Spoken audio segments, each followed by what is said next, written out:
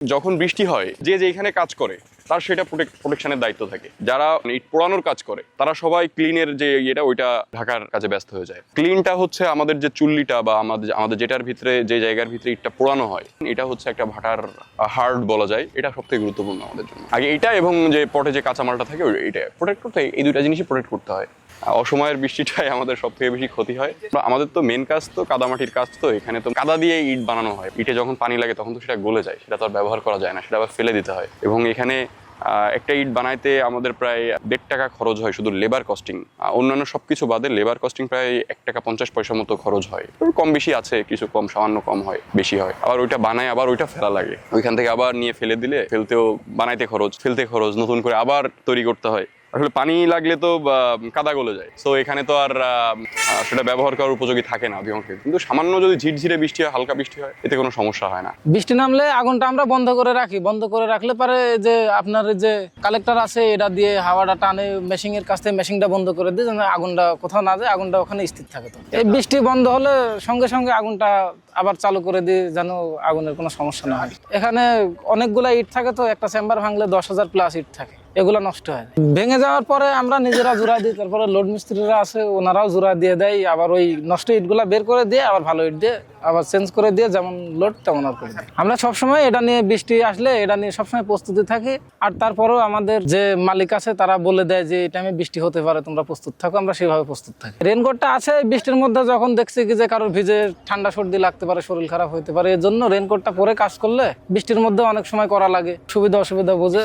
শিফটে যারা 5 জন থাকে তারা সেই 5 জনাই করে, আর তাছাড়া যারা রেস্টে থাকে তাদের কাজ করা লাগে না, এই 5 জনাই করে। এগুলা অফিস স্টাফের কাজ, এগুলা আলাদা সেকশনের। আর এই ক্লিনের এটা ঢাকা, এটা পর্যবেক্ষণ করে, এটা দেখাশোনার দায়িত্ব আমাদের, সবকিছু আমরাই করি।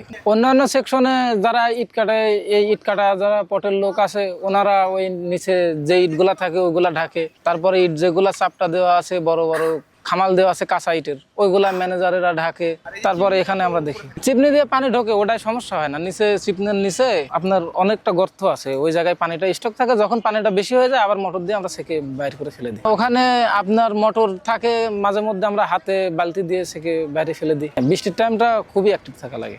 ইট তৈরির সাথে ইট পোড়ানোর সিজনটা হচ্ছে শীতের টাইম, আর বৃষ্টির টাইমে আপনার তো সিজন শেষ হয়ে যায়। আর এই টাইমে যদি অতিরিক্ত টাইম পোড়ানোর চিন্তা ভাবনা করে তাহলে এই যে বৃষ্টির সাথে সংযুক্ত হয়ে যাবে, তখন ইট নষ্ট হবে, প্লাস আমাদের কাজে ক্ষতি হবে, মহাজনের ক্ষতি হবে, চারিদিক দিয়ে অনেক ঝামেলা আছে। এক কথায় বৈশাখ মাসের মধ্যে ইট পোড়ায় কমপ্লিট করতে পারলে সবচাইতে ভালো। এই যে বৃষ্টিতে লোড ঢাকা ঝামেলা হচ্ছে, চারটাতে ইট নষ্ট হচ্ছে, একটা চারটাতে 1,30,000 মাল থাকে, এর মধ্যে সাধারণত 2-3 হাজার 4 হাজার মাল ড্যাম যায়। কিন্তু এই বৃষ্টির কারণে যদি ভিজে ওই জায়গাতে 20,000 পর্যন্ত মাল নষ্ট হয়, এতে মহাজনের একটা বিরাট অঙ্কের ক্ষতি। ডাবল কাজ করতে হচ্ছে আমাদের ডিউটি টাইমে। আমাদের শুধু কাজ এখানে কয়লা মারা, ইট পোড়ানো, কিন্তু আদার সাইড যখন কাজ করা লাগে তখন আমাদের একটু প্রেশার হয়ে যায়, এটা একেবারে স্বাভাবিক। তো সর্বপ্রথম আগে ঢাকা লাগবে। এই ঢাকা লাগবে যদি এটা অনেক সময় কানা ফুটো থাকে, এদিক দিয়ে পানি ঢুকলে লোড ভেঙে যাবে, চারিদিক দিয়ে ফলো করা লাগবে, রেইনকোট দিয়ে আমাদের এই বৃষ্টির টাইমে কাজ করা লাগবে। প্রস্তুতি আমরা নিয়ে রাখি, হয়তো 2 ঘন্টা আগে আমাদের কাজ কমপ্লিট করা,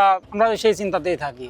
অনেক সময় সেটা হয়ে ওঠে না। এখন ওই জায়গাতে আমাদের এই যে কালেক্টর দিয়ে হাওয়া টানে, এই কালেক্টরটা বন্ধ করে রাখা লাগে, বন্ধ করে আগুন ওই জায়গাতে স্থির করা লাগে। তারপরে যখন এই যে কয়লা যদি না মারা পড়ে তাহলে আগুনটা তো নর্মাল হবে, এটাই স্বাভাবিক। কিন্তু 2-3 ঘন্টা 4 ঘন্টা 5 ঘন্টা যখন বন্ধ থাকবে, পরবর্তীতে আমাদের কয়লা হালকা হালকা মেরে তারপরে আগুনটা স্বাভাবিক করে নিতে হবে, হালকা হালকা হাওয়া টানায়।